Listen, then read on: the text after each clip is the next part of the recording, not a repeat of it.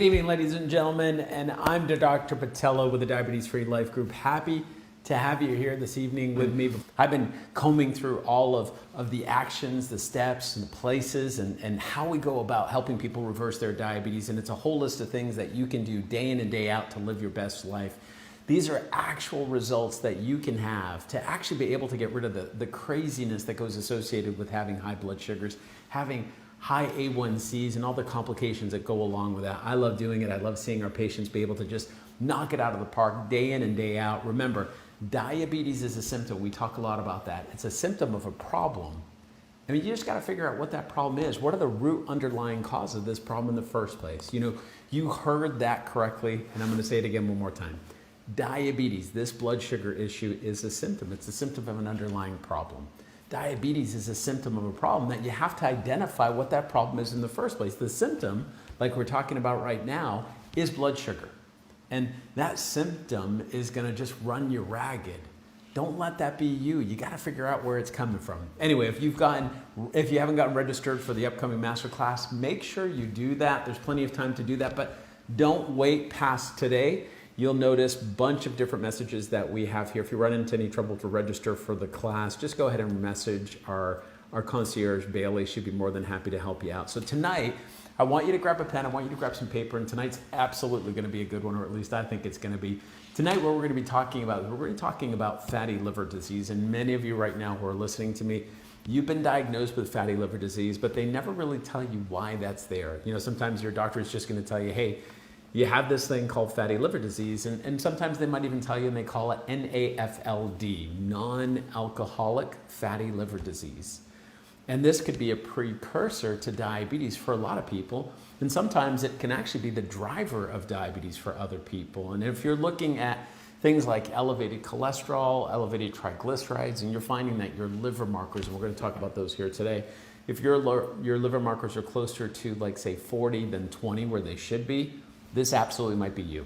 You know, these markers that we look at for liver function in our practice day in and day out, they're called transaminases. And what I like to do is I look at three very important markers.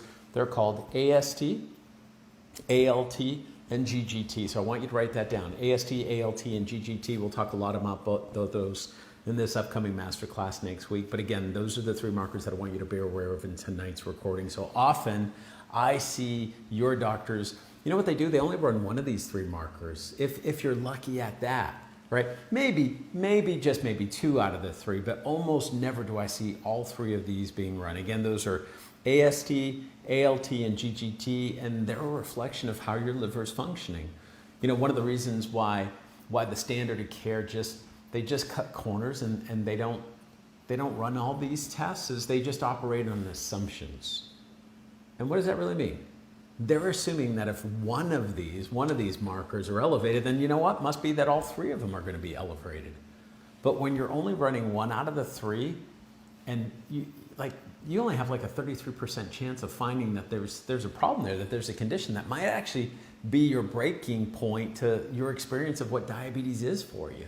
So you got to obviously look at all of them. You can't just bet on one of them and assume that the other two are going to be also positive.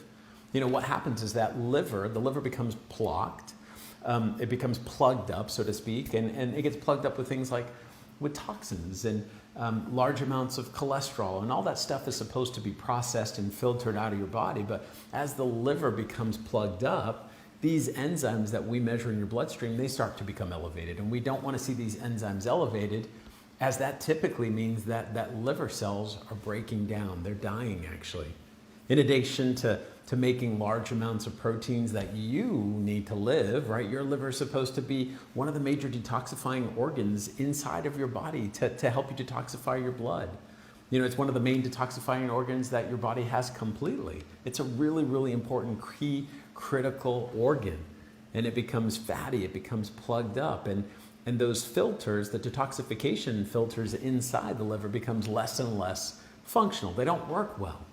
Kind of like if you guys have any air filters in your furnace, after a while, those things need to be changed out. You can't just change out your liver, but hopefully that gives you an idea, right? You know, that air filter in the furnace, it gets full of dust and debris, and the less clean air flows out of it on the other side. Kind of the same idea here with your liver. It gets plugged up with trash and high amounts of cholesterol, and it filters less of your blood.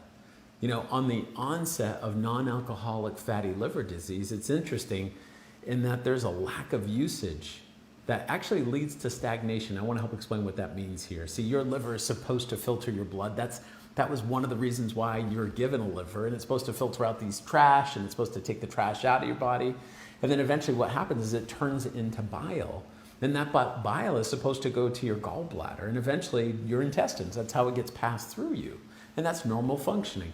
But for so many people, what's happened is for so many people, they've stopped putting a demand on bile. If you stop putting a demand on bile, that means you've stopped draining the tank and what your liver was actually trying to do, which is detoxify. Can you see how that might be a problem? So modern medicine is kind of responsible for this, and it's responsible because of the lifestyle choices that force you to stop putting a demand on bile. Get this, your body uses bile, and it uses bile salt to digest fat, animal fat in particular. So like back in the 90s, and I know some of you were actually, were around in the 90s, like most of us here, right? When everybody was on those crazy low-fat diets. These are patients that unfortunately had their gallbladders removed in the early 2000s. The patient had their gallbladders removed in the early 2000s, and those same patients, they started diabetes drugs soon after that. So that means if you don't eat proper amounts of clean dietary fat, you don't put demand on your bile. Now, which means that then your liver is going to start to slow down. It's going to start slowing down the production of this bile, which helps push out this trash. And the bile will eventually start building up in your gallbladder, and then that solidifies. As this sort of detoxification tree starts to solidify in there, the liver slows down, the ability to be able to clean itself and drain that tank that we're talking about. What are you left with? You're left with a liver that just gets backed up full of trash that you're supposed to be getting rid of in the first place. And then that's what causes the cells to die out. And that's when we see these markers, these blood markers going up. We see your cholesterol being elevated. We see triglycerides being elevated. AST, ALT, and GGT, these three markers that we talked about, what accelerates this downward spiral is the fact that so much of the food that you've been taught to eat, unfortunately, guess what? Is loaded with diabetogenic compounds, things like plastics and excess metal and farming chemicals. And all of these things, they just drive up obesity. They drive up cholesterol elevations, and then they drive diabetes itself. And again, these chemical compounds, these chemicals that you get exposed to on a daily basis are known as diabetogenic. They cause diabetes. You gotta have your liver that's willing to be able to clean this stuff out. And I hope you guys are writing that down. Your body needs to get this stuff out of you. Otherwise, it builds up and it forms diabetes. One of the big reasons why we see the development of fatty liver disease in the United States today is you've been taught that that quality bad fat, fat that's out there is all bad. And that basically you need to just live on low calories or carbs and protein. Modern medicine has just coached you to just plugged up your ability to actually be able to detoxify and enter into what I call, and we talk a lot about this, you just enter in almost blindly, unfortunately, it's true, you enter into the eternal subscription plan model. And that's just one prescription after another prescription after another prescription after another prescription. By the way, there's no prescriptions for fatty liver disease. You got to get to the root of the problem in the first place to eliminate that problem. But that's where I find most patients. They get stuck in this never-ending merry-go-round, and they just get caught in a spiral where they're just, what are they doing? Cutting calories. They're counting carbohydrates. They're choking down prescriptions. Listen, yes, there's healthy fats that are out there, but there's trashy fats that you should stay away of. The healthy fats are an important thing. And if you're walking around with a diagnosis of fatty liver disease, you can bet you probably have more trashy fats in your life than you do healthy fats. But it really doesn't need to be there. And it doesn't need to be that way for you. You can actually see fatty liver disease. You can see these markers actually improving and reversing. You can actually see cholesterol panels actually normalize. And we see it day in and day out. But again, you got to get back to the root cause and figuring out where it's coming from in the first place. The The body's just an amazing creation. It has the amazing capacity to be able to heal itself, to actually regenerate. And I think some of us, we've forgotten that. And a lot of that has to do with big pharma. It has to do with the standard of care that's out there. But when we talk about our body and the innate ability to be able to heal itself, it does require you to work. You work on the idea, the premise that there was an original design and intent on how your body was supposed to work. You know, I'll give you an example here. You know, there's this old book that I like to read that sometimes I read. And it reminds me that I get to live on the fat of the land. And there's wisdom in that. So the fat in diet, what is it in our diets? What does it do? It allows your body to actually be able to make bile and allows bile to flow. Bile flow allows your liver to actually detoxify. When the liver detoxify, my blood, right, I have a lot less of these diabetogenic compounds or these obesogenic compounds cruising through my bloodstream, and that would be the same for you. Which means if these things are less cruising around inside of my body, there's less chronic inflammation. That chronic inflammation is just a what? It's like gas on a fire. It spikes up your blood sugar in the first place. And then what happens is this, less chronic inflammation, more energy, more vitality, and more metabolism.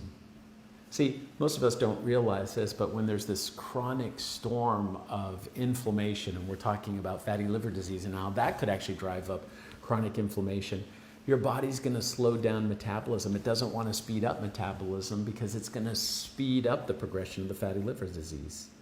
You know, I want you to do this. I want you to take a look at the most recent blood works that you've had done recently. And when you're in there, write this down. If you see that your triglycerides are over 100, if you see cholesterol is over 200, or you see any of the transaminases that we just talked about, ALT, AST, or GGT, and it's above 25, that's a problem. That's fatty liver disease. Make sure you're looking out for this stuff. Obviously, no one else is. It is your responsibility to do just that. You can do it. You're smart enough. You're smart enough to reverse your condition. You just got to figure out where the problems are coming from in the first place. All right, let's leave it there here for tonight. Make sure you're looking out for everything that we need to get you registered for the masterclass. If you run into any questions, don't hesitate to reach out to us. Reach out to Bailey. She'll be on the lookout as well. And make sure you're there for the Diabetes Free Life Masterclass. You're going to learn a lot. I can definitely promise you that. Have a blessed evening.